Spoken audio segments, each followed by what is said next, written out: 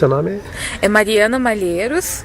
Eu sou formada em Direito há 3 meses e em alguns dias eu vou fazer o juramento da OAB. Trabalho também como militante católica, sou da Pastoral da Juventude e também da equipe de canto da minha paróquia. Qual a paróquia? Paróquia Bom Jesus de Guarapuava. E o tema do que você veio tratar hoje aqui, qual é? Nós trabalhamos hoje sobre fé e política.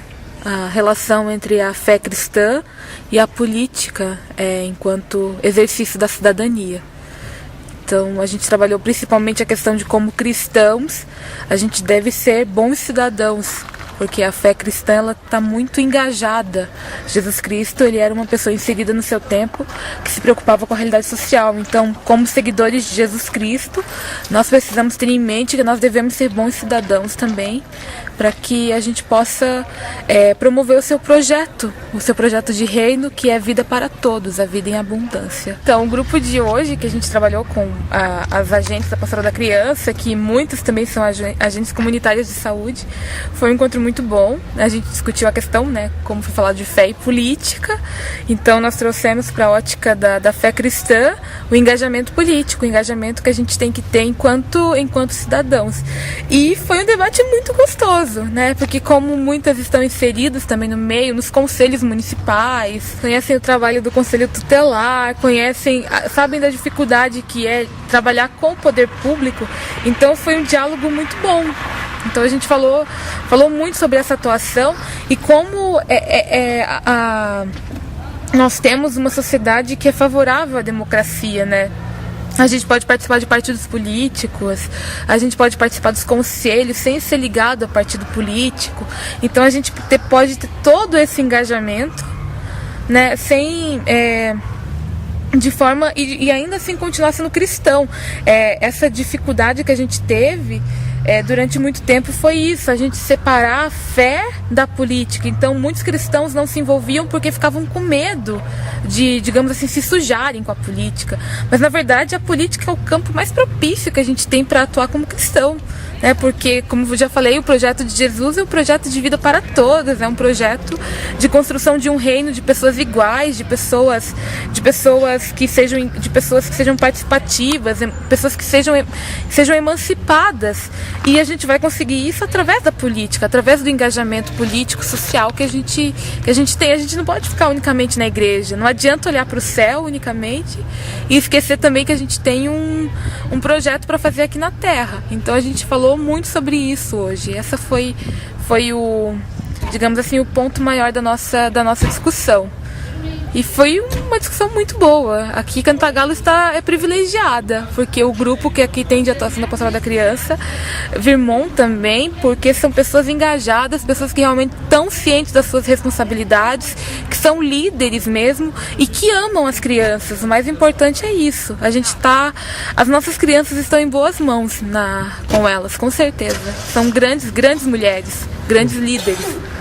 Então é importante ressaltar e de repente até a comunidade valorizá-las mais, porque o trabalho que elas fazem é um trabalho estupendo. A gente sabe que depois da Pastoral da Criança a mortalidade infantil caiu muito no Brasil e a gente deve muito a elas isso, o acompanhamento de gestantes. Então a gente deveria valorizá-las mais, ter maior carinho por essas mulheres que fazem esse trabalho de dedicação e não ganham nada por isso, Fazem realmente por amor ao reino, por amor a toda a cidade. Então acho que nossa, isso que elas fazem e daí elas conciliam ainda, Muitas são agentes de saúde, então conciliam a Pastoral da Criança com esse trabalho e daí acabam desenvolvendo uma parceria também com isso. Então é um projeto que é realmente fantástico a atuação delas aqui no município e também em Virmont. Muito, muito bom.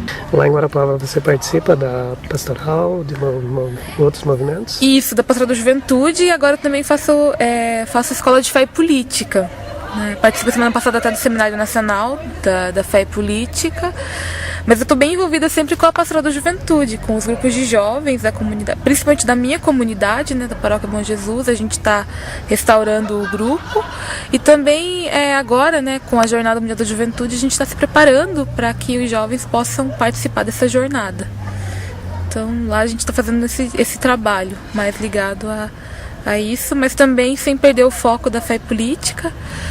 E esse ano a gente está com muitos cuidados, porque a gente quer, né, fazer eleições limpas, a gente quer renovação, então a gente está trabalhando para que as eleições ocorram bem.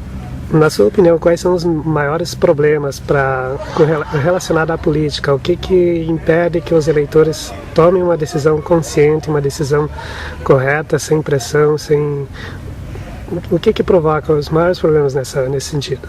Acho que o maior problema da política hoje, como em toda, é a corrupção. A corrupção em todos os níveis, tanto em nível social, e acaba sendo revertido para a própria política enquanto questão partidária, né? Os políticos, então, eles são corruptos exatamente porque a gente tem uma sociedade corrupta. Então, acho que esse é um dos principais desafios e que faz com que o eleitor fique desacreditado. É muito difícil você votar sabendo que aquela pessoa ela tem todo um histórico de ilegalidades, de coisas desonestas, e são sempre esses candidatos. Então, talvez isso que desanime o eleitor e o acabe afastando. Só que nesse afastamento, ele gera um problema, porque essa pessoa continua fazendo e desfazendo como bem entende. E não tem. E como nós queremos ser engajados, cidadãos engajados, cristãos engajados, a gente tem que pensar numa forma de que a gente possa participar, uma forma que a gente possa fiscalizar, que a gente possa saber, para que a gente evite esse mal maior que é a corrupção, né? Então, que acaba gerando todos os outros, né? Que como existe essa corrupção muito grande, então a falta de investimento em saúde, em educação, acaba sendo uma consequência. E isso desanima os eleitores, os cidadãos. Então a gente tem que pensar numa forma de participação maior para que a gente evite a corrupção. E começa assim. Eu trabalho em pequenos grupos, como esse que foi feito aqui hoje. Eu trabalho nas bases, os trabalhos... depois esses pequenos grupos se organizam em outros grupos, formando observatórios, formando conselhos que fiscalizam o trabalho dos políticos também. Porque a gente tem que ter em mente que o poder do político é poder nosso, é só um poder delegado. E que esse poder que eles têm, na verdade não passa de uma função. A função de servir, a função de cuidar do povo. É essa a função do político. Eles não fazem favor quando eles estão atendendo nossos pedidos de saúde, de educação. Eles estão fazendo a obrigação deles. A gente tem esses direitos assegurados na Constituição e eles têm mais é que cumpri-los. Com relação ao preparo que alguns políticos recebem, né? Por exemplo... cursos de oratória, enfim, tem políticos que passam meses até se preparando para uma campanha. Não é uma desvantagem muito grande com relação a, por exemplo, ao político preparado e o eleitor totalmente despreparado? O que deveria ser feito para reverter isso, para equilibrar essa situação? Os políticos, então, eles têm todo um preparo, né? Eles têm que conhecer. Aí cabe ao eleitor também buscar essas formas, né, de estar no mesmo nível do político. E hoje em dia é tão mais fácil, a gente tem uma internet de tão fácil acesso, a gente tem meios de comunicação aí à vontade, a gente vai no YouTube, a gente assiste palestras. Então, cabe ao eleitor também nos próprios sites federais, Senado, na Câmara, ali existem projetos de leis que estão sendo aprovados. Então, como eleitor, a gente deveria ir atrás. A gente ir atrás do nosso candidato, se foi eleito. Será que as propostas de lei dele foram... realmente foi o que ele propôs? Realmente, será que ele fez o que propôs em campanha? Então, tem como a gente fazer todo esse acompanhamento pela própria internet, né? Para o eleitor ficar tão preparado quanto o político é simples, é só ele fazer o acompanhamento. Realmente, a desvantagem, você fica 4 anos sem saber o que foi que teu candidato fez, aí chega na hora, você não tem como discutir com ele. Porque ele vai dizer que fez isso, isso e isso. Será que fez mesmo? Você não sabe, porque você não acompanhou. Então, como eleitores, como cidadãos conscientes, a gente deveria ter todo esse acompanhamento. A imprensa nisso tem feito um trabalho fundamental, né? Felizmente a gente vive num país mais livre hoje. Então, qualquer denúncia, qualquer caso de corrupção, a gente acaba sabendo. Então, aí a gente pode julgar se realmente foi corrupção ou não. Com as informações, aí a gente pode fazer nosso juízo de valor. Então o eleitor ele tem que estar sempre buscando essas informações sobre os seus políticos. A região centro-sul do Paraná é considerada a região mais pobre do estado do Paraná. E o que você considera ser a responsável por essa situação da nossa região aqui? Uma pergunta delicada, né? Acho que principalmente a questão do desenvolvimento que não veio para cá, né? Isso se deve principalmente a uma legião de políticos que não foram tão bem intencionados durante os seus mandatos. A gente ainda tem uma cultura muito coronelista. É uma coisa que passa até quase de pai para filho em toda a região. A gente não vê isso só em um município, mas em toda essa região. A gente vê sempre os mesmos políticos, as mesmas lideranças que não fizeram nada quando puderam e não vão fazer, porque se uma pessoa fica 30 anos no poder e ela não faz nada, ela não vai fazer em 4. Então agora é esse trabalho que a gente tem que começar a desenvolver com os pequenos grupos, né? Trabalhando. Se uma pessoa não ficou 30 anos no poder e não fez nada, não vai fazer em 4. Então a gente tem que pensar em novas lideranças, em pessoas que venham com a cabeça nova, que venham com uma nova ideia de poder, o poder como serviço, o poder como função do povo. Então a gente tem que trabalhar isso, porque a região realmente é muito pobre, né? É uma região muito carente, principalmente no campo. A gente tem uma fome no campo, as pessoas... É até absurdo a gente falar, o campo que produz alimento é o que mais passa fome. Então a gente tem que olhar com cuidado para isso. Talvez o povo da cidade não saiba, né? Quem vive na cidade, no seu próprio mundo, acaba não sabendo disso. Mas isso acaba gerando uma pobreza muito grande na região, né? Então a gente tem que começar a alertar para essas coisas e a partir desse ver que nós fazemos da realidade, depois julgar que nem nós cristãos julgamos de acordo com o Evangelho. E para nós o Evangelho diz que o projeto de Jesus é de vida para todos. Será que isso gera vida? Então a gente tem que fazer um julgamento de acordo com os nossos princípios e buscar novas formas, alternativas ao poder vigente. Com relação à geração de renda, é possível nos municípios, principalmente nos pequenos, como Cantagalo e outros menores, né, que se vê legiões de pessoas desempregadas e sem perspectivas, né, desanimadas.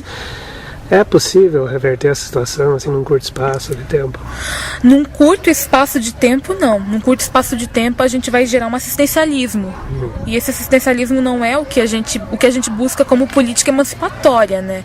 O assistencialismo ele é necessário no momento em que as pessoas estão com as suas necessidades básicas, mas junto com isso deveria ser trabalhado, como você falou, a questão da geração de renda, né? A gente tem muitos projetos de economia solidária.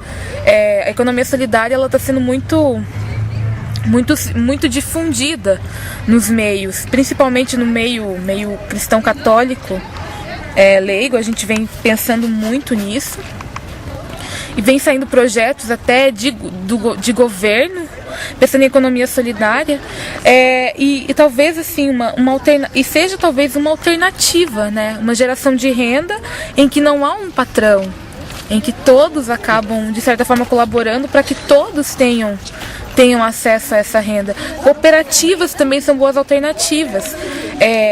Talvez, para a gente fazer um trabalho desse tipo, é um trabalho que demora, né, para a geração de renda. A gente tem que conhecer o mercado, a gente tem que conhecer o que a gente vai trabalhar, ter um determinado capital, daí poder trabalhar. Isso demora um certo tempo, mas só que isso é emancipatório. E isso talvez seja uma alternativa para os dias de hoje. Né? De repente, até conversava isso com uma amiga minha. A gente falava sobre a questão de formar, de repente, uma cooperativa de mulheres para a gente fazer camisetas. Agora, claro que não vai ser uma renda da noite para o dia, vai demorar um tempo. Só que vai ser uma coisa permanente depois. Então a gente tem que pensar tudo isso, mudar uma mentalidade, talvez uma ótica capitalista, pensar uma coisa de forma mais solidária. Aí sim a gente fazer um projeto. E essa é uma alternativa hoje, bem viável dentro da ótica que a gente tem. Bom, agora então eu deixo você livre para falar o que mais quiser, para fazer um encerramento. Eu só teria que agradecer o convite que me foi feito, né, o Arnaldo que me convidou para participar aqui. Foi um privilégio, foi muito bom. E a gente está em Guarapuava também, a gente vem trabalhando muito nessa tecla, né, da participação. Acho que todos os cidadãos deveriam se envolver mais com a política, não com a política partidária propriamente. Se você não se sente à vontade no partido, não é necessário, mas acompanhar o trabalho dos conselhos municipais, das instituições municipais que fiscalizam, as prefeituras, as câmaras de vereadores. Então, como cidadão, a gente tem esse direito de fiscalizar, e falo especificamente aos cristãos, porque os cristãos têm toda essa ótica do evangelho. Jesus Cristo, que a gente segue, Jesus Cristo, ele foi o primeiro no serviço, ele foi o primeiro a se preocupar com os outros. Então a gente tem que se preocupar com o nosso próximo. E a política é o meio mais efetivo que a gente vê de alteração da realidade, né? Então, será que nossos políticos estão realmente melhorando a vida da população? Então, como cristão, a gente tem o dever de fiscalizar esses políticos, e se eles não estão exercendo seu papel, a gente tem que alterar esses políticos, tem que mudar, ou então, se na época de eleição a gente tem que ver o processo de impeachment. A gente tem esse poder, né? Nós temos esse poder, todo poder emana do povo. Então a gente tem que ter em mente isso, que os políticos são meros servidores, eles não estão fazendo mais do que a função deles. Nada é caridade, é função, eles têm essa obrigação. Então na hora que a gente tiver em mente isso, acredito que a gente faça por onde, acho que muita coisa vai mudar. Muita coisa, a gente vai criar uma nova cultura, com certeza, uma cultura mais participativa, uma cultura que realmente propicie a mudança no nosso país, né? Que a gente não tenha só políticas assistencialistas, mas políticas que realmente emancipem as pessoas, que as pessoas possam sair nas ruas e ter orgulho de viver num local que lhes proporciona educação, saúde. Então é isso que a gente quer. E a gente começa com mudanças assim, com pequenos grupos, pessoas, pequenos grupos em pequenos lugares fazem grandes mudanças. Então a gente tem que ter sempre em mente isso.